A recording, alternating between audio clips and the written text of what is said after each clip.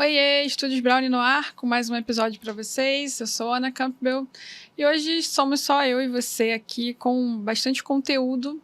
Eu vou trazer um conteúdo sobre criatividade para você pensar como que você pode trabalhar com referências fora da caixinha, né? Fora do seu segmento, para você criar imagens mais criativas. Então, eu vou mostrar algumas referências e algumas leituras de algumas pessoas que a gente imagina que foram referências delas, não posso dar certeza, mas imagino que sim. E vou também mostrar uma parte prática sobre cartões, porque recebo muita mensagem sobre isso, muita gente perdendo o arquivo por conta de cartão de memória. Então eu trouxe aqui um conteúdo que eu uso geralmente no curso básico de fotografia, que é rapidinho, só para vocês terem uma ideia do que vocês podem fazer e o que vocês não podem fazer com o cartão, para vocês não terem mais problema com isso, beleza? E antes de a gente começar, eu queria comentar com vocês sobre o Congresso em Foco, que foi na semana passada. Foi muito legal, estava cheio. A gente gravou pela primeira vez um episódio em formato de debate com dois fotógrafos, dois profissionais da fotografia, na verdade. E foi com plateia, foi muito legal.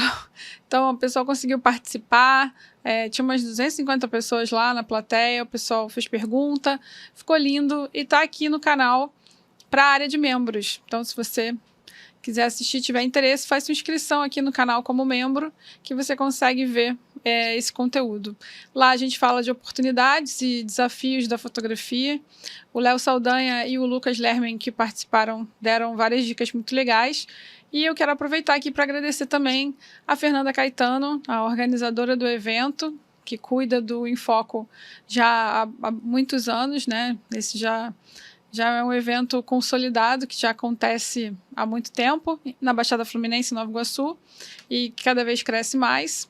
Agradecer também o pessoal que estava lá no time trabalhando, no evento todo, no projeto todo, em especial a Paulinho e o Fábio, que foram super carinhosos e me receberam na casa deles lá em Nova Iguaçu. Então, fico muito feliz e agradeço muito pela presença de todos, pelo apoio de todos e pela participação de todos os congressistas que estavam lá no evento. Foi muito legal. Então, bora para o conteúdo? A gente vai começar aqui falando sobre cartões de memória. E vale também ressaltar que esse conteúdo, esse episódio, é patrocinado pela Album e pela Foto, duas plataformas que têm o objetivo, a missão de ajudar os fotógrafos a viverem do seu sonho, né? Viverem da fotografia. Então vamos começar a falar de cartão de memória. A gente conhece no mercado 3 tipos de cartão de memória, que são esses 3 que estão na tela aí para vocês. A gente vê mais aqui no Brasil, especificamente aqui no Rio, esses da SanDisk, que é o vermelhinho, mas também existe da Kingston e da Alexa, só que não são muito comuns aqui.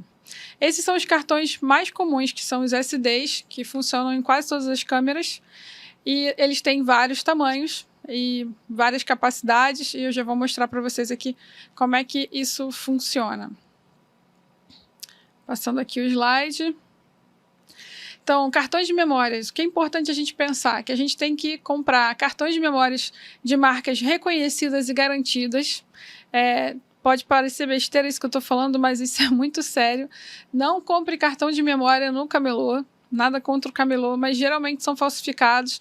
Esse adesivo que vem na frente é muito fácil de falsificar. Então ele pode ter um cartão lá de 2 GB e colar um adesivo ali como se fosse de 64 e você comprar, e você só vai descobrir isso quando você chegar em casa. Então procure lojas onde você tenha isso mais... Você tem uma nota fiscal, que você consiga voltar lá para reclamar, sabe? Tem que ser de lugares mais seguros. Internet também é perigoso, vai depender do lugar que você vai comprar. Eu não indico que você compre em loja americana, Mercado Livre, porque são plataformas de marketplace e a gente não sabe qual é a empresa, qual é a pessoa que está vendendo aquilo ali e de onde aquilo ali vem. Então, procure sempre pelos canais de fotografia. Nas feiras, por exemplo, tem várias lojas que estão lá presentes e que você pode comprar o cartão e às vezes até mais barato do que na internet. Ou então numa loja física da sua cidade, que você conheça, que seja uma loja específica para fotografia, tá?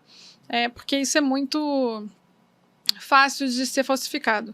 Ou então, se você puder, peça para alguém trazer de fora para você, né? Que vai ser mais barato também. Lembre de ter um número suficiente de cartões. Tem gente que prefere ter um cartão gigantesco, de 128 GB, por exemplo, e só trabalhar com um. Cartão dá problema, gente. Dizem os especialistas e as marcas que o cartão tem validade de 5 anos. Eu tenho cartões mais antigos, mas tenho cartões mais novos que já deram problema. Então é legal você ter vários cartões. Procure ter vários cartões de tamanhos pequenos, que aí você vai trocando durante o evento. E se lhe der problema também, você não perde o evento inteiro, né? Você vai perder só uma parte. Isso se você tiver uma câmera só com slot, né? Se você tiver uma câmera que já tenha 2 slots, eu sugiro que você use os 2 slots e coloque um para backup, para não ter problema com isso. Isso já aconteceu comigo, tá? Eu comprei uma câmera há 2 anos atrás que tinha 2 slots. Aí veio com a câmera um cartão de 128 GB, então eu usava esse cartão de 128 só para fazer backup. E na frente eu colocava os cartões menores de 32 e ia trocando. Fui fazer um evento corporativo. Logo no início, assim, comecei a fotografar e começou a dar erro. Aí eu desliguei a câmera, tirei os 2 cartões e fui testar um a um para ver qual era. Era o cartão de 128. E aí eu guardei ele na bolsa, fiquei só usando os outros e fazendo backup. Quando eu cheguei em casa eu fui testar, ele já não tinha mais solução. Ele não deixou eu fazer backup, ele não deixou eu fazer recuperação, nada. A sorte é que estava no início do evento, então eu não perdi nada. E também porque eu tinha um outro cartão que estava com as fotos que eu tinha feito do início do evento. Então, e é importante você pensar nisso para você depois não passar sufoco, né? Cuidado com fontes desmagnetizadoras. O pessoal fala que raio-x e que esses lugares onde tem imã, que são um pouco complexos, nunca aconteceu comigo, mas por via das dúvidas, né? Guarde seus cartões num case, num lugar que seja seguro, não coloque no bolso para não acontecer de sair sem querer, né? E voar ou de quebrar.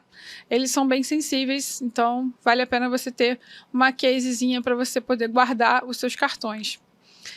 Não delete imagens durante a sessão. Isso daqui é importante porque pode acontecer de você errar e apagar todas de uma vez, né? Ao invés de apagar uma só.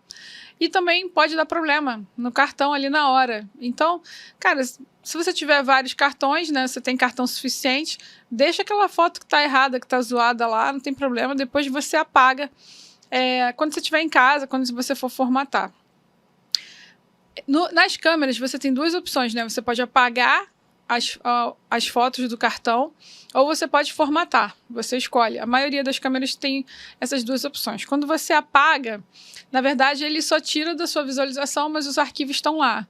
E à medida que você vai gravando, né, que você vai clicando de novo com aquele cartão, ele vai gravando em cima. E quando você formata, ele realmente apaga tudo mesmo de uma vez naquela hora. Então, tem gente que prefere ir apagando e só repondo por cima, né? Chega uma hora que ele dá erro no cartão e aí ele te obriga a formatar. Então, se você fizer backup direitinho em casa, se você tiver um outro cartão de backup, se você tiver um outro HD, tiver tudo certinho, é melhor formatar logo, que ele já fica com um espaço ideal de utilização. Porque nesse outro que você só apaga, ele ainda ocupa um espaço. Então, se ele é de 32 GB, ele vai ter um espaço um pouco menor para você gravar novos arquivos, porque ele está com informação ali ainda, tá? Então, preste atenção nisso na hora que você for formatar. Além desses cartões SDs, que são os mais comuns, que a maioria das câmeras tem, existe o Compact Flash, que é um antigo que funcionava para Canon Full Frame 5D Mark III e umas outras marcas, outros modelos, que são mais robustos, sabe? Eles são grandões assim e eram mais confiáveis porque eles são mais duros, né? Então aguentava mais o processo. Só que as câmeras novas não têm espaço para um cartão desse tamanho, tá?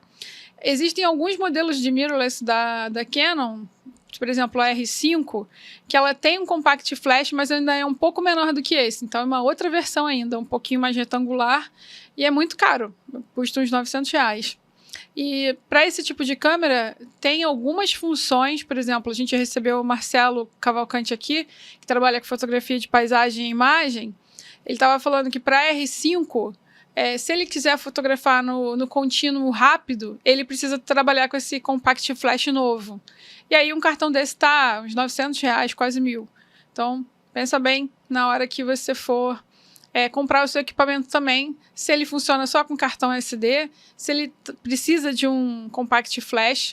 No R5, por exemplo, ele tem 2 slots, mas um é SD e o outro é esse Compact Flash novo que custa uma fortuna. Então, preste atenção nisso, porque isso também vai impactar depois no seu orçamento. Então, eu trouxe esse daqui mais para vocês conhecerem, mas ele está saindo de linha, porque aí os novos modelos já vêm com um Compact Flash um pouquinho menor, tá? E aqui, só para vocês conhecerem quais são esses numerozinhos aqui do cartão, para que serve isso, né? Então, esse SDHC significa Security Digital de alta capacidade. Ele tem mais capacidade comum entre a maioria dos modelos e câmeras.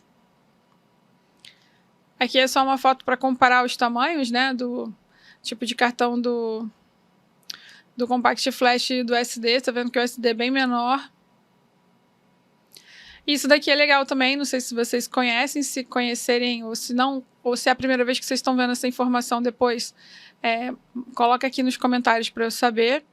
Então, aqui, esse classe 10 significa que ele é um cartão que consegue trabalhar com um vídeo e com uma velocidade mais alta. Então, se você quiser trabalhar no disparo contínuo e se o seu cartão não tem essa classe 10, ele vai ter dificuldade para gravar. Já viu quando você está com cartão...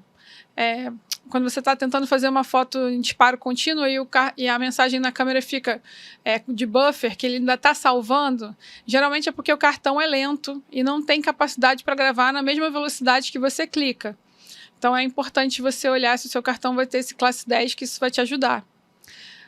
Ali em cima, 90 megabytes é a velocidade máxima de leitura. A capacidade, 32 GB. Eu sempre recomendo que o pessoal trabalhe com vários cartões de 32 GB, justamente por conta desse backup e dessas possibilidades de erro. Então, você vai ter sempre mais opção e uma forma de salvar mais arquivo, né, sem correr muito risco. Principalmente se você tiver uma câmera que só tem um slot, é melhor você trabalhar com vários cartões, porque se der pau em algum, você não perde o trabalho inteiro. Estou falando trabalho de evento, tá, gente? Porque se for um ensaio, você pode repetir, né? Dependendo do ensaio, se não for um newborn, que é um pouco mais complexo em relação à data, né? A um outro ensaio você consegue repetir se der problema. Mas um evento é um pouco mais complexo, né? Você não vai conseguir repetir uma festa de aniversário, um casamento. Então, é por isso que a gente tem que pensar nessas questões, né? Para não ter problema lá na frente com o cliente. E esse 3 que fica dentro de um Uzinho ali, significa que ele é um cartão de velocidade mínima de 30 megabytes para gravação de vídeo. Os cartões para gravação de vídeo são um pouco mais robustos, né? Mais caros também, mas são necessários. Cartões micro SD. Esse daqui, eu tinha que ter colocado um xizinho, sabe? Na frente, porque a gente não recomenda a utilização desses cartões. Eu sei que muita gente que está começando na fotografia parte para esse cartão. Então, o cartão, na verdade, é só essa titiquinha aqui pretinha, aqui pequenininha, que está escrito 16 GB. Essa parte maior, vermelha, na verdade, é só um adaptador, né, que você vai enfiar o seu cartãozinho ali nesse adaptador e colocar esse adaptador na câmera. Isso dá muito problema. Ele é muito pequenininho, muito sensível. Esses contatos dele dão problemas muito fáceis e é muito comum a galera ter perda de arquivo nesses micro SDs. Então, eu não recomendo utilização de micro SD. Micro SD você pode usar no tablet, no seu computador, no seu celular, mas não na câmera. Na câmera, ele não funciona bem. E a semana passada mesmo, eu recebi uma mensagem de um amigo pedindo ajuda para uma aluna dele que tinha chegado de um evento e estava usando um cartão. Ele falou assim, ela usou um cartão que deu problema, agora ela não está conseguindo baixar as fotos. Aí eu falei, é micro SD? Ele falou assim, não sei. Eu falei, se for micro SD, as chances são bem pequenas. Aí passei o software, a SanDisk tem um software chamado Rescue Pro. Então, quando você compra o cartão da SanDisk, aquela caixinha atrás, vem um número de registro para você instalar esse software, que tem validade de 1 ano. Então, é legal você guardar essa caixa, fazer o registro do seu cartão e se você precisar, espero que não precise, mas se você precisar, você instala esse aplicativo e com aquela chave que veio nessa caixinha, você consegue utilizar essa licença e recuperar. No caso dessa menina, ela deu sorte, ela conseguiu. Mas a maioria, 90% dos casos que dão problema com microSD, você não consegue recuperar. Então, na dúvida, gente, vai para o cartão SD. A diferença não é tão grande assim que você vai ter que investir e você vai ter mais segurança para você não ter problema com seus clientes no futuro. Isso daqui pode dar processo, isso aqui é bem sério. E aqui só uma dica de leitores de cartões. Existem vários no mercado. Eu uso esse daqui da Kingston, que é muito legal. Ele tem várias portas. E como eu falei, eu comecei a fotografar há muitos anos atrás, né? Há 10 anos atrás, muitas câmeras tinham esse compact flash grandão. Então ele tem entrada para compact flash aqui, por isso que eu usava. E é muito mais rápido você transferir as fotos do cartão SD usando um leitor de cartão desses, né, do que você fazer direto pela câmera ou usar aquela porta do computador. Tem computador que nem tem essa porta de leitura de cartão SD, né? Eu sei que os da Dell tem, mas é muito mais rápido por aqui pelo leitor de cartão. Então, fica aqui a dica se vocês precisarem de leitor de cartão, 2 que são muito legais. E eu vou deixar lá no site da escola depois uma lista de outras opções onde vocês podem comprar esses leitores de cartão aqui, tá? E agora eu vou abrir aqui um outro material que a gente vai falar sobre as referências. Show, tá aparecendo ali. Por que eu trouxe isso? A gente fala, hoje em dia, vou voltar um pouquinho. Quando eu comecei na fotografia, comecei a acompanhar os congressos, na verdade, os congressos falavam muito sobre criatividade, direção de fotografia. Hoje em dia as pessoas falam muito como ganhar dinheiro, né, inteligência artificial. Fotografia mesmo o pessoal deixou um pouco de lado, né? Parece que todo mundo já sabe fotografar, ao passo que eu vejo que em muitos congressos tem muita gente que está começando na fotografia. Então eu acho legal trazer esse conteúdo aqui.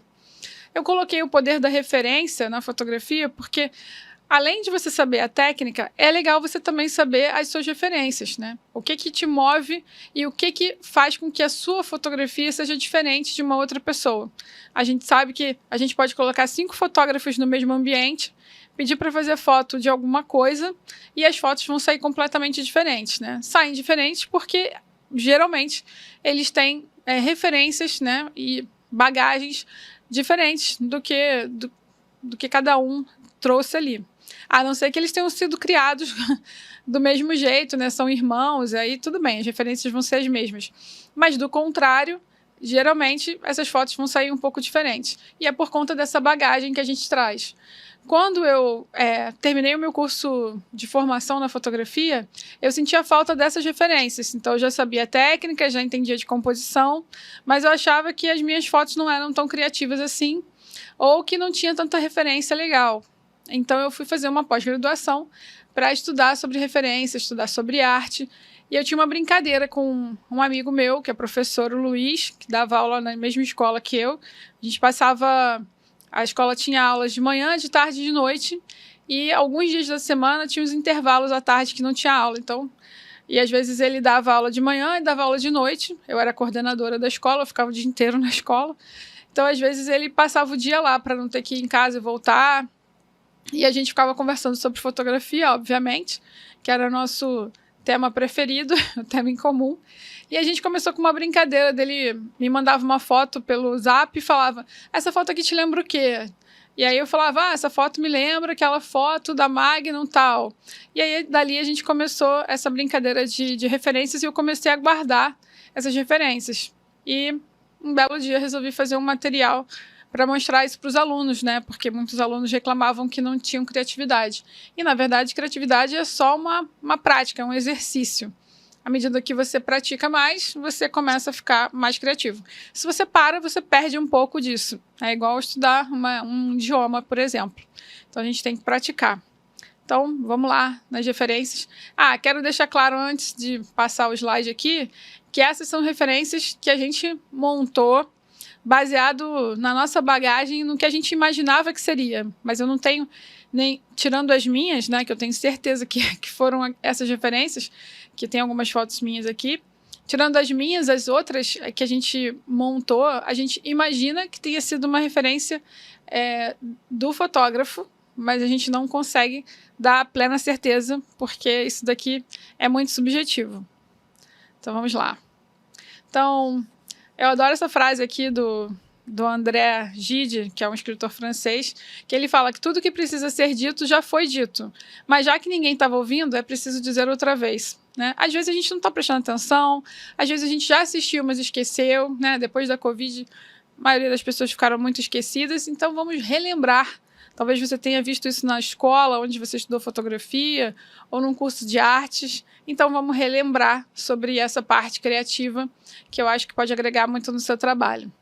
Então, a primeira coisa que a gente sempre fala aqui é sobre estudar, né? Conhecer o seu ofício, que não é realmente difícil, né? Eu sei que não é apertar só o botão, a gente sabe que não é só apertar o botão, que tem muita técnica envolvida ali, mas à medida que você conhece a técnica e que você treina, fica como que se fosse dirigir um carro, né? Um pouco no automático, algumas coisas que você já está acostumado a fazer.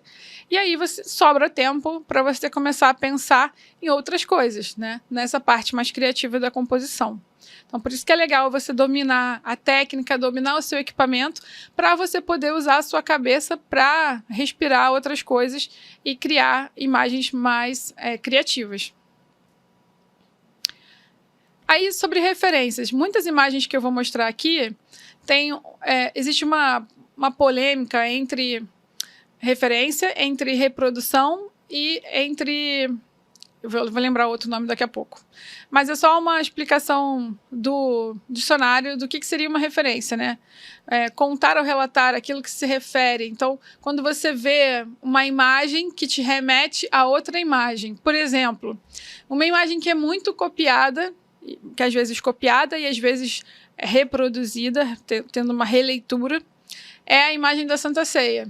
Então, às vezes você vê uma imagem e fala, nossa, lembra o quadro da Santa Ceia, mas não é a Santa Ceia. Né?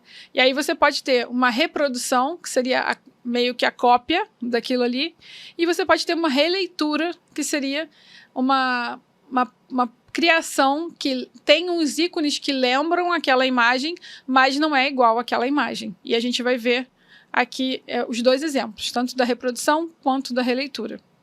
E eles são bem polêmicos, tá? Porque muita gente vai dizer, em alguns casos, que eu posso entender que aquilo é uma reprodução, a outra pessoa pode entender que aquilo é uma releitura, e tá tudo certo, não tem certo e errado. Algumas são bem óbvias que são uma reprodução, porque são idênticas, né, em luz, em cor, composição. E outras têm luz, ou tem só composição. E aí você fica na dúvida se aquilo é uma releitura ou uma reprodução. Aí eu vou dar a minha opinião aqui, mas você fica à vontade para pensar do seu jeito. A ideia não é forçar que ninguém pense igual, mas sim mostrar as possibilidades, tá? Essa é uma foto clássica do Ansel Adams, que eu queria trazer, porque é bem o que explica o que a gente está conversando aqui sobre criatividade e sobre bagagem, né? Onde ele fala que a gente não faz uma foto com uma câmera, que o ato de fotografar traz todos os livros que lemos, os filmes que vimos, a música que ouvimos, as pessoas que amamos, tem toda uma referência. Inclusive, quando eu estou fotografando ensaios autorais, as minhas referências estão muito baseadas em música. O que me move para aqueles ensaios são músicas. Algumas pessoas fazem isso baseados em filmes. Algumas pessoas fazem isso baseados em ideais. E tá tudo certo. Não tem nada de errado. Algumas pessoas fazem baseados em referências visuais. Vai mudar de pessoa para pessoa. E aqui um exercício que eu queria que vocês fizessem em casa. Então, se você puder dar uma pausa nesse vídeo e escrever no seu caderninho quais são as suas referências, quem é você. Você não precisa compartilhar isso com ninguém. É só para você se conhecer mais. Então, eu botei com um exemplo aqui, ó, de palavras soltas que vieram na minha cabeça quando eu fiz esse exercício das minhas referências. Então, eu sempre gostei das revistas da National Geographic, que foi o que me trouxe muito para fotografia, era uma coisa que a gente tinha em casa. Eu me conecto muito com as imagens da Diane Arbus, ela tem umas imagens muito diferentes, isso me chama muita atenção, o que é diferente sempre me chama atenção. Amélie Poulain, que é um filme. Cindy Sherman também é uma outra referência, ela faz autorretratos. Cia de Foto era uma companhia de fotografia que existia aqui no Brasil, que tinha um trabalho muito incrível, que eu assisti muitas vezes os vídeos deles com os trabalhos, isso, né, acaba afetando a gente. Oliviero Toscani era um fotógrafo que fazia um trabalho para uma marca lá em 1980, 80 e pouco, 90, e ele era muito crítico, então ele sempre fazia umas brincadeiras com as imagens justamente para chocar e para chamar atenção e criar uma reflexão, então ele sempre mexeu muito comigo. Eu lembro dos meus diários, que eu tinha várias capas, fotos de revista que eu recortava e guardava no diário de fotografias dele, então ficou muito conectado com isso. Eu adoro desenho animado. Annie Leibovitz, uma retratista espetacular. Clóvis de Barros, um filósofo que fala muito sobre... ele tem um vídeo no YouTube, inclusive, que ele fala muito sobre a guerra das percepções. Esse vídeo é tão antigo, mas até hoje é tão atual. Toda vez que eu assisto, eu vejo que a gente ainda está na mesma situação, né? Das pessoas guerreando por serem as corretas e estarem certas daquilo que elas estão falando. Sebastião Salgado também é uma referência para mim, foi um dos primeiros fotógrafos que eu estudei quando eu comecei a estudar fotografia. Inclusive estava aqui no Paraty em Foco, né? Não consegui ir no Paraty em Foco, mas ele foi homenageado no Paraty em Foco há pouco tempo agora. Imagino como deve ter sido especial o pessoal que estava lá ter conhecido ele assim de pertinho, né? Henri Cartier-Bresson, que é o fotógrafo que deixou a 50mm super famosa, né? Porque ele era a lente preferida dele, um fotógrafo francês. Filmes também me conecto muito, livros, história da arte, dança, vento, chuva. E aí, cara, é uma lista grande e ampla que você pode escrever o que você quiser, o que te chama atenção. Tem gente que gosta de cheiro, tem gente que gosta de música, tem gente que gosta de tato, enfim, é o que conecta para você. E aí eu começo com essa imagem uma tela, na verdade, né, uma pintura do Jan van Eyck, que era um pintor holandês. Eu amo essa imagem porque é uma imagem de casamento, e na época que eu estava estudando isso, eu fazia muito casamento, como segunda fotógrafa. E essa pintura aqui é cheia de significados e detalhes, que você, quando começa a estudar o quadro, você vai entendendo o que o cara queria dizer. Então, ele aparece no reflexo aqui não vai dar para ver, obviamente, né, mas no quadro real, você consegue ver o reflexo dele no espelho. Então, isso é muito legal, né, o cara se colocar ali no espelho. As cores, na época, o verde tinha esse significado de fertilidade. Então, parece que ela está grávida, mas não está, né? Eles estão casando, é um retrato de casamento. Tem esse vermelho que remete a uma família com dinheiro. No fundinho ali tem umas frutas, que também era uma coisa de uma realeza, de uma riqueza. Então, esse quadro é cheio de referências, né? E teve um trabalho, nesse caso aqui eu sei que foi uma referência da fotógrafa, teve um trabalho na pós-graduação que a gente tinha que pegar uma imagem icônica de uma pintura e reproduzir ou fazer uma releitura dessa imagem. E a Catarina Rodrigues fez uma releitura dessa imagem com a foto desse olho, e no reflexo do olho, né, ali na íris, tem o casal. E aí o casal, ela botou a Peppa Pig vestida com as mesmas roupas os dois, né, com a mesma roupa desse casal aqui da pintura. Então, nesse caso aqui, eu sei que é uma... Por que é uma reprodução, né? Não é... Por que é uma releitura? Porque não é uma imagem igual, não é uma cópia, né? Você consegue lembrar, olhando aqui pela íris, vendo o casal ali dentro do olhinho, você lembra, e tem também o desenho do espelho, ó, que ela colocou, você lembra esse quadro aqui, mas não é igual. Então, por isso que a gente chama de releitura. Olha a imagem que eu tinha comentado do Leonardo da Vinci, da Santa Ceia.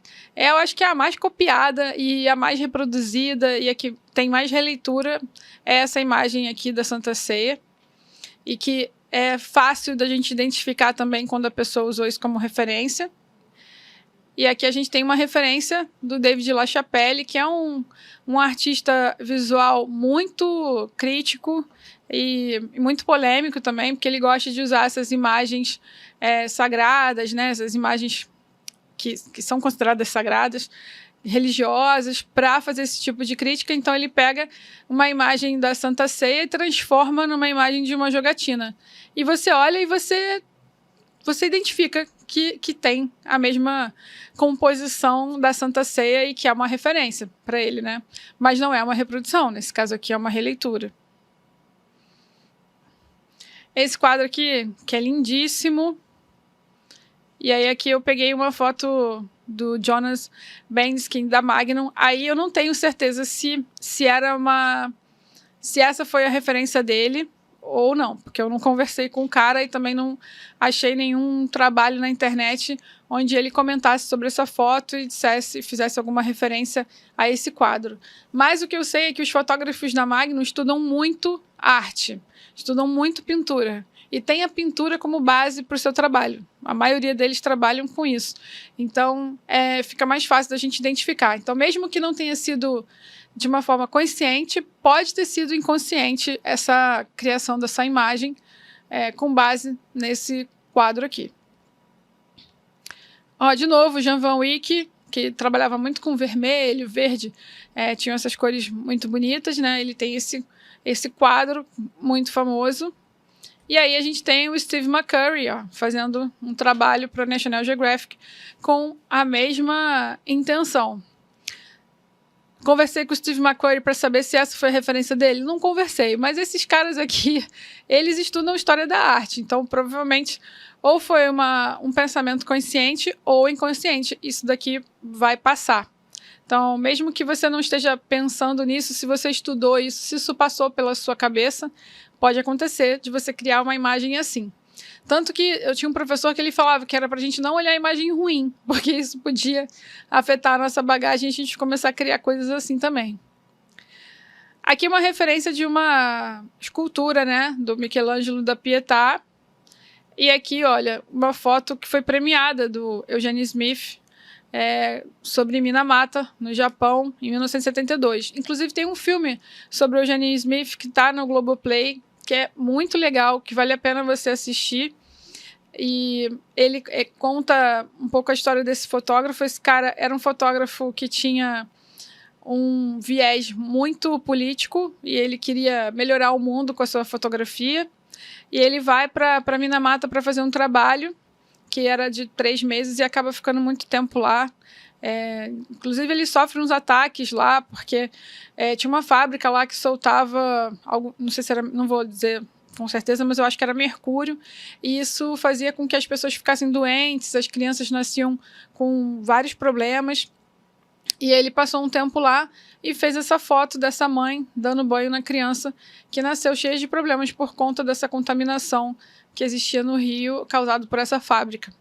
E aí ele fez todo um protesto, colocou isso para o mundo ver, né, que isso é uma função também do fotojornalista. Isso teve repercussão, muita repercussão. Ele apanhou lá por causa disso, os caras mandaram uns capangas lá para bater no pessoal, mas ele conseguiu fazer com que essa fábrica saísse de lá e as pessoas não sofressem mais com isso. Rembrandt, né, que é super famoso, tem quadro dele aqui. E em seguida, de novo, ó, o Eugene Smith com o mesmo tipo de composição. Então a gente vê que não é uma reprodução, mas é uma releitura e que remete à lembrança daquela outra imagem. Então, provavelmente isso estava na cabeça dele, né? Esse quadro aqui eu tive o prazer, né, o privilégio de ver no Louvre. Ele é pequenininho, mas é muito impactante de perto, porque parece que as frutas são de verdade mesmo. Tem uma textura, um negócio muito doido. Tinham vários dessa coleção, desse Giuseppe Archiboldo. E o Vicky Muniz, com certeza, foi beber nessa fonte aqui. Ele não me contou, mas eu descobri. Tô brincando. Mas me lembra muito esse tipo de trabalho, que pode ter sido uma referência para ele. E aí, de novo, olha, a gente tem o Caravaggio, que é um pintor, e em seguida o Vicky Muniz fazendo uma releitura do Caravaggio, seria, né, com um prato de macarrão. Aqui fica muito claro, né, onde ele foi beber, né, qual foi a fonte dele. Não tem nem como fugir, porque tá muito idêntico. De novo, ó, Caravaggio, e o Vicky Muniz faz com... Esqueci o nome disso aqui. Como é que é o nome disso? Quebra-cabeça, sei. Eu adoro essa foto, ó. Jacques Louis David. E, ó, Vicky Muniz de novo. Ele tá bebendo lá na história da arte, né? Aí vem Sandro Botticelli. Esse quadro também é famoso. E essa foto que foi, durante muito tempo, uma das fotos mais curtidas do Instagram, porque gerou uma polêmica, assim, bizarra. Esse fotógrafo foi fotografar a gravidez da Beyoncé e fez a fotografia baseado, né, numa inspiração desse quadro aqui. E foi super criticado, o pessoal chamou de cafona. E aí, gente, gosto é gosto, né? Mas aqui tá a referência dele. E ele fala isso em algumas entrevistas, que essa foi a referência dele, tá? Então, nesse caso aqui, eu sei porque ele falou. Vermeer, tem um filme, a gente já falou sobre esse filme aqui, A Moça do Brinco de Pérola. O trabalho desse pintor também era espetacular. E nesse filme mostra sobre a vida dele, né? E principalmente desse quadro, que é um dos mais famosos dele. E aqui, de novo, o mesmo fotógrafo lá da Beyoncé fazendo uma releitura desse quadro aqui. Então, você olha a foto dele e você, obviamente, identifica aonde que veio a inspiração dele, que foi o Vermeer.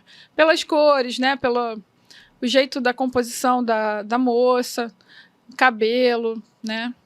Que, na verdade, o cabelo é o tecido azul e amarelo. Francesca Woodman era uma fotógrafa talentosíssima, super jovem, que tinha um trabalho muito forte com esse tipo de fotografia com movimento, de rastro, baixa velocidade, né? E aí, em seguida, aqui eu tenho uma foto do João Roberto Ripper, que eu sou muito fã, que, se Deus quiser, um dia conseguirei trazê-lo aqui para entrevistar, que vocês precisam conhecer, que é um fotógrafo excepcional. E essa foto em específico, eu perguntei para ele, já entrevistei ele uma vez, e aí eu perguntei se era... que eu achei estranho, porque a Francesca Woodman, ela tem um trabalho muito bonito, mas muito pesado, muito denso, sabe? E o Ripper é um cara de amor, de paz, então não conectava muito as referências, né? E aí ele falou que não, que pode ter sido inconsciente, porque ele é um professor também de fotografia e estuda as imagens, então pode ter sido inconsciente, mas não foi consciente o pensamento. E aí ele contou a história dessa foto. Ele falou que ele estava numa região onde as mulheres eram, durante muito tempo, ficavam sem uma profissão, sem um trabalho, então elas iam para a prostituição. E essa senhorinha já tinha feito isso no seu passado, né, quando era jovem, e ele tinha posicionado ela nesse ponto aqui para fazer uma fotografia dela, porque era uma posição onde vinha a luz e iluminava ela. E nessa hora chegou a neta, e a neta tinha o costume de dançar para ela. Só que ele não queria que a neta aparecesse, ficasse reconhecível ali, porque a neta não fazia parte desse projeto, ela não se prostituía, não tinha nada a ver, e aí ele colocou em baixa velocidade para que a neta não fosse reconhecida. Mas ficou bem parecido, né, pela composição. Aqui uma foto do Eugene Smith, em outro trabalho que ele estava fazendo. E aqui uma foto do João Roberto Ripper. E aí, nesse caso, sim, tem uma referência forte e uma ligação forte com as imagens, porque o Ripper tem o mesmo tipo de trabalho desse cunho social, político e crítico, que o Eugene Smith tinha. E o Eugene Smith é uma inspiração para ele, de ideais. Então, conecta pra caramba, assim, esse tipo de composição. Aí uma foto do Cartier-Bresson e uma foto da Monara Barreto. Eu fui perguntar para a Monara, ela já esteve aqui, né? Mas a gente já tinha conversado antes, se isso daqui tinha sido proposital, esse tipo de montagem, como referência mesmo para a imagem do Cartier-Bresson, e ela disse que sim. Isso foi um exercício que eles fizeram lá na Maré, onde todos os alunos tinham que criar imagens com referências de outras imagens, e a imagem que tinha caído para ela era essa. E aí ela fez a foto com as crianças carregando essas garrafas de água, que eles estavam numa época lá que eles estavam sem água e as crianças carregavam nessas garrafas PET. Daiane Arbus, essa também eu sei que era uma referência forte, porque eu trabalhei com ele, então eu perguntei. E aqui tem uma foto do Vinícius Matos, de um ensaio de casal, onde ele fez realmente pensando na imagem da Daiane Arbus. Bruno Barbey, essa não sei se foi pensado ou não, porque a gente não se conhece, então não deu para perguntar. Ele é da Magnum, e essa é uma foto do Alain Laboile. Eu falo Laboile, mas não é assim que se pronuncia, tá? Porque ele é francês. Luiz, me perdoe, porque eu estou falando aqui com a pronúncia errada. Mas é um fotógrafo francês, nossa, espetacular. Ele tem uma representação, acho que numa galeria em São Paulo, e na Leica ele era um escultor antes e depois começou na fotografia, mas só fazendo fotografia da família. Ele tem 6 filhos e ele fotografou a família durante muitos anos. Tem um trabalho incrível, as fotos dele são lindíssimas e hoje ele é representado por algumas galerias e faz algumas palestras. Ele já palestrou aqui no Brasil, na Fotografar, aqui no Rio, no Photo Family, e é incrível o trabalho dele, é uma super referência mesmo visual, se você trabalha com fotografia de família e tem intenção de conhecer um pouco mais, pesquise, porque o trabalho dele é lindíssimo. E aí, como eu falei, as referências não precisam ser só de fotografia, de pintura, pode ser filme, né? E aqui tem uma referência do Pedro Almodóvar, e eu assisti esse filme, e aí olha só que bizarro. Eu trabalhava com esse professor, que eu vou mostrar aqui, que é o Ale Gran, e o Ale tinha muito essa coisa do Almodóvar, do Tarantino, a fotografia dele era muito próxima dessa linguagem desses filmes, e a gente foi fotografar um casamento que a noiva se arrumou no salão. Aí na hora que eu vi essa cena aqui, dela com essa máscara, né, para poder deixar a pele mais suave, antes de fazer a maquiagem, eu tinha acabado de assistir, tinha uns 2 dias que eu tinha assistido esse filme, acho que é A Pele que Habito. Esse filme é pesado, muito louco, mas vale a pena você assistir se você nunca viu, um clássico, como diz meu marido. E aí eu vi essa imagem aqui da moça no salão, aí eu falei, olha isso, Ali. Aí na hora o olhinho dele brilhou e já foi lá e clicou, porque eu já sabia que era uma referência para ele e realmente conectava muito com isso daqui. Uma outra referência dele era o Tarantino, e aí como ele faz muito retrato sensual, dava para identificar que ele estava onde que ele estava buscando as fontes dele de inspiração, né? São inspirações. Agora, nesse caso aqui, eu sabia porque eu conheço o Ale, ele foi meu professor, a gente trabalhou junto, então dava para saber quais eram as referências, né? Mas você pode, né, às vezes conhecendo um fotógrafo, admirando, você pode às vezes conseguir pescar da onde que ele tira as referências baseado no seu conhecimento. Se você conhece essas fotografias, essas pinturas, às vezes você consegue conectar e saber de onde veio. Se não, não custa nada você perguntar, né? Se você admira, fala, olha, quais são as suas inspirações? Ele vai te falar. Às vezes não tem nada a ver com o que você imaginou, né? Mas é legal você conhecer, pelo menos eu acho interessante. Essa daqui é uma foto do Mundo Percebido, do Clóvis de Barros. Eu adoro esse vídeo do Clóvis de Barros, como eu falei. Ele é um filósofo. A gente tinha um exercício na escola que a gente assistia esse episódio dele falando sobre esse mundo percebido, e depois a gente tinha que produzir uma imagem sobre isso, e aí cada um fazia do seu jeito, né, de acordo com a sua bagagem. Essa é uma foto, acho que é do Luiz, onde ele colocou o mundo percebido dele. E é legal porque a visão da pessoa que está lá na outra janela, se fosse fotografar para esse lado de cá, seria outra visão, né? Então é só para mostrar que a gente tem percepções distintas. E ele tinha uma frase que era muito bonita, que eu não sei se está aqui no material, se não tiver, depois eu falo. José Oiticica Filho, né, que é muito conhecido aqui no Brasil. E aí uma foto premiada da Jéssica Mansano, né, que é a esposa do Mansano. Não sei se é uma referência dela ou não, mas nas nossas brincadeiras de referências, essa imagem do Oiticica me remeteu, me lembrou da Jéssica aqui. Sebastião Salgado, e aí uma foto do Ratão Diniz. Ele falou que fez como referência do Salgado, sim, por causa dos pés, né? E aí, de novo, olha, sobre filmes. Eu gosto muito de filme, e eu estava fotografando com um amigo, a gente estava fazendo um ensaio, a modelo estava de vermelho. Às vezes vem na cabeça, né? Às vezes vem inconsciente, depois que você vai tratar a foto que você percebe o que você fez, né? Na hora não vem o estalo. E às vezes vem antes de você fazer a imagem, aí vai depender do fluxo, de como que você está nesse dia. Então, eu estava fotografando a modelo, ela estava de vermelho, e aí me lembrou, pelo vestido, me lembrou esse filme aqui dos Jogos Vorazes, que eu tinha visto há pouco tempo.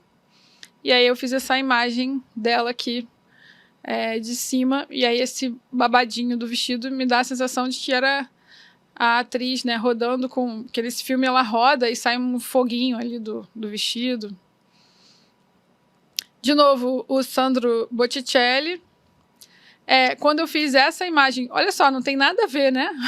Uma foto com a outra, mas quando eu fiz a imagem da direita, eu estava pensando nesse quadro aqui. Então, por isso que eu falo de referência, de releitura e não de reprodução. Eu não estava querendo copiar, né?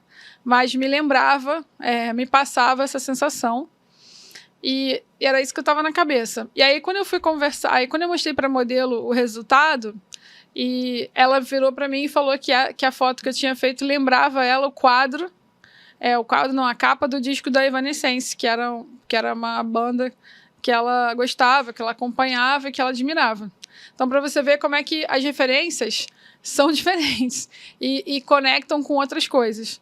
E isso tem uma explicação, e por isso que eu botei aqui, porque no final vocês vão entender o que eu quero dizer com isso, né? Outras referências. A gente estava numa aula de estúdio, e aí o professor pegou o sapato e começou a colocar do lado do rosto, assim. Na hora me deu um estalo, falei, nossa, que legal isso, me lembra alguma coisa. Eu falei, posso fotografar ele? Pode. Botei ele assim para segurar o sapato, fotografei. Quando eu cheguei em casa, que eu vi, o meu marido adora Star Wars, e ele tinha esse bonequinho no quarto. A gente sempre dormia vendo esse boneco aí, e aí isso ficou na minha cabeça, que esse sapato conectava com essa orelha. Enfim, muita loucura, né?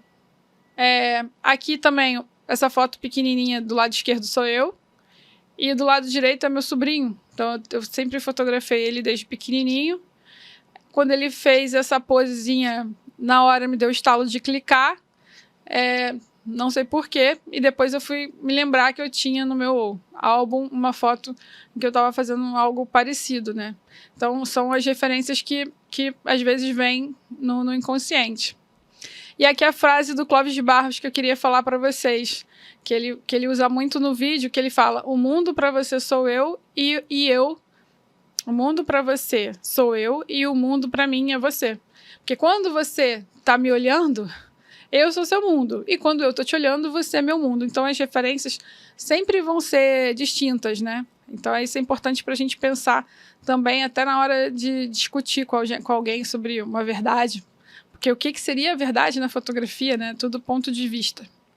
Então, a segunda dica é você dominar a sua técnica. Se você domina a sua técnica, você vai poder brincar pra caramba com a sua criatividade, porque a técnica já está garantida, então você não vai perder tempo com isso.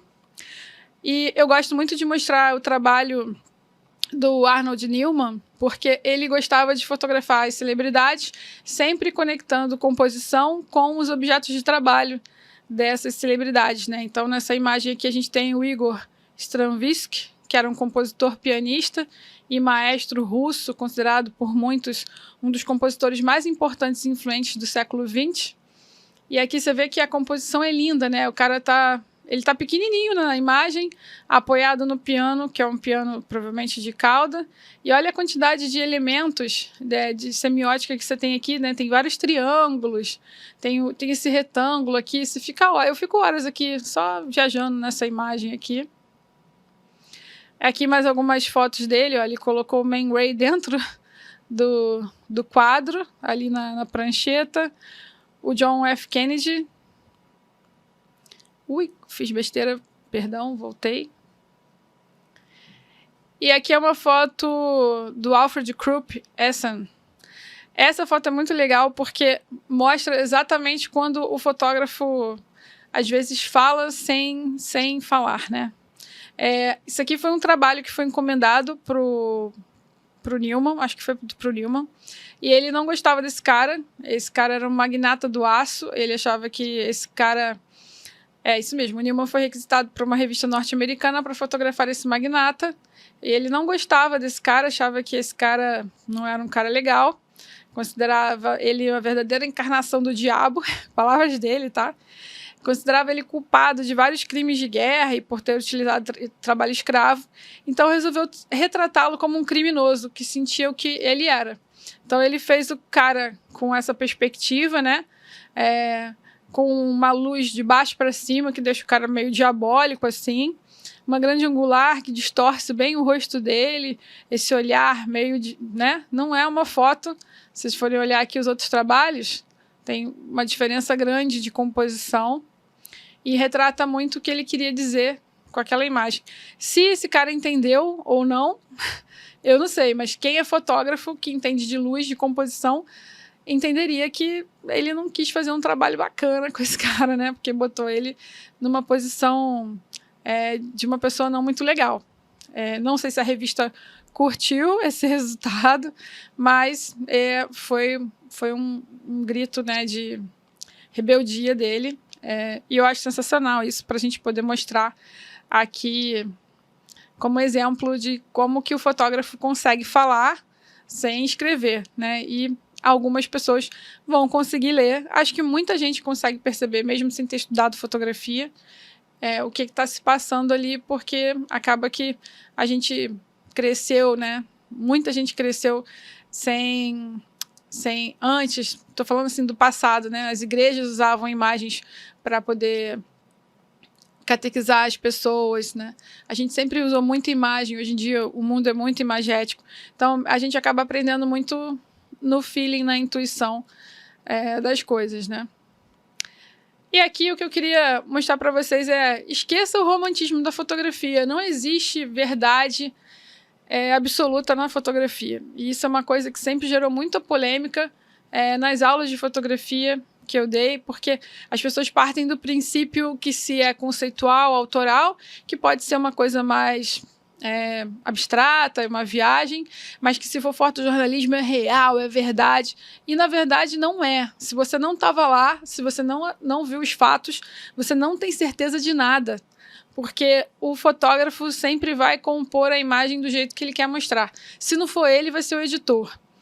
Eu tenho uma imagem que eu gosto muito de mostrar na aula, que é de uma passeata, e aí tem uma foto feita com uma grande angular, que mostra bem aberto e mostra que tem muito espaço para trás, ou seja, que era uma passeata meio michuruca, que não tinha tanta gente assim, e tem o mesmo lugar com uma tele, onde parece que é mais fechadinho, que parece que tá tudo os planos estão achatados e parece que estava cheio o lugar. Então vai depender muito do que a pessoa quer transmitir para você. E vou te falar a verdade, a gente faz isso nos eventos, tá? Já fui em vários eventos corporativos em que a plateia não estava cheia, estava com vários buracos, assim, vários lugares vazios, e a cliente vinha e falava assim, eu preciso mostrar que estava cheio, que estava lotado. Pô, o que eu vou fazer? Vou fotografar com uma tele, vou procurar as cabeças ali para me enfiar, esconder, botar aquele monte de cabecinha na frente, e no final aparece lá o palco com as pessoas. E aí vai dar a sensação de que estava cheio. Já cansei de fazer isso, gente. E o lugar não estava cheio assim, tá? Então, é importante a gente entender que a imagem sempre vai passar a mensagem que o fotógrafo quer passar, mas a gente não tem certeza se aquilo era de verdade ou não. E aqui a gente tem uma mensagem muito legal do Boris Kossoy. Ele é um professor e fotógrafo, ele tem vários livros, e ele deu uma entrevista para a revista Gama, onde ele fala exatamente isso, que ele não acha que seja possível a pessoa aceitar a ideia sem questionar. Se você não conhece o contexto e não sabe dos fatos, a imagem não substitui 1000 palavras. E ele faz muitos livros sobre leitura de imagem, né? Mas não é que você vai olhar aquela imagem e vai bater o martelo e falar, é isso. Não, ele fala que é para você estudar, para você questionar, para você criar possibilidades, né? Então, ele diz, por outro lado, ela também não é a ilustração desse conhecimento, como normalmente se quer que seja. Mas o que ela é? Ela, juntamente com o texto, com a leitura, com a cultura, com o conhecimento, ela se compõe. Então, é uma composição. Na pintura dos grandes mestres, por exemplo, há certos detalhes que você só percebe se tem conhecimento daquela época, dos costumes. É como o quadro que eu falei do casamento, do Jan Van Eyck, que ele é cheio de mensagens subliminares ali, e que eu sei porque eu li o artigo que a pessoa que estudou o quadro detalhou sobre aquilo. Senão eu não saberia, né? Porque é de uma época muito distante da nossa. E aí ele comenta, as pessoas ficam bravas quando eu digo que não existe leitura da imagem. Eu não acredito em linguagem fotográfica. Linguagem vem de língua, da palavra escrita, da comunicação verbal.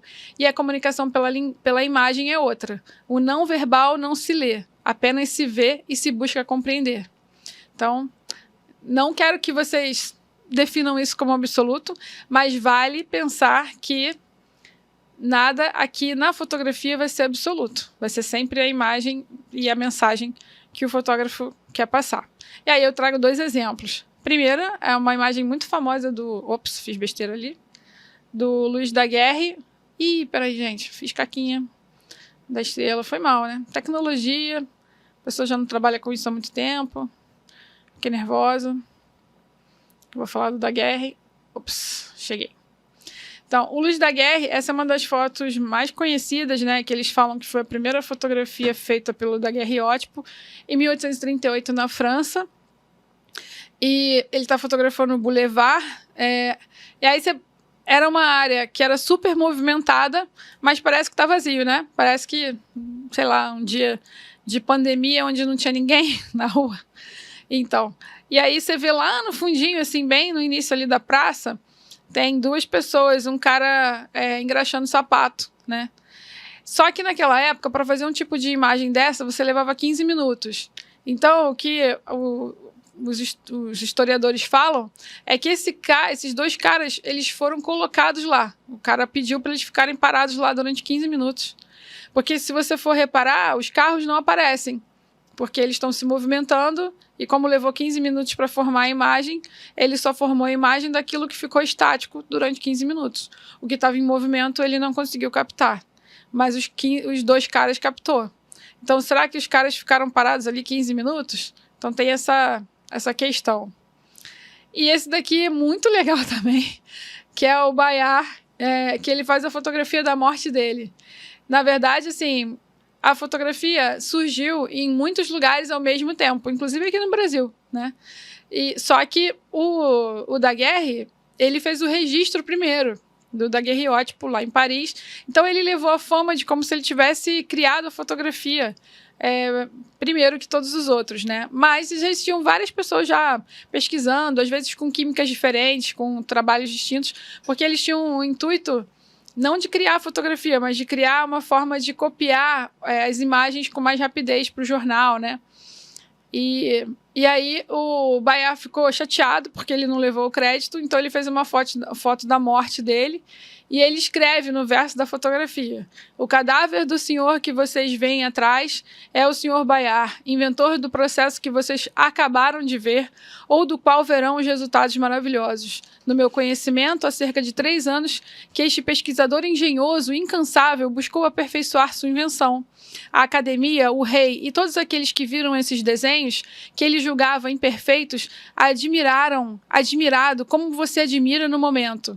Isso conferiu a ele uma grande honra e não lhe deu 1 centavo.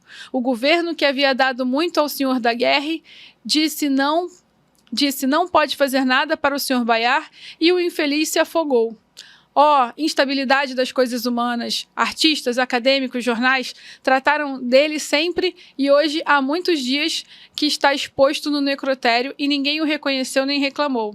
Senhoras e senhores, vamos a um outro assunto, por receio que seu olfato seja afetado, pois o rosto desse senhor e suas mãos começam a apodrecer, como vocês podem ver.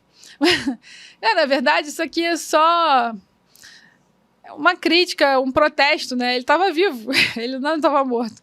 Mas se você vê a imagem e você lê o texto, você acha o quê? Que o cara se matou, porque ele não foi reconhecido. Então, isso é que é legal de você conhecer os fatos e conhecer sobre o que vem por baixo, né, da fotografia. Esse cara era muito engraçado, gente, muito engraçado.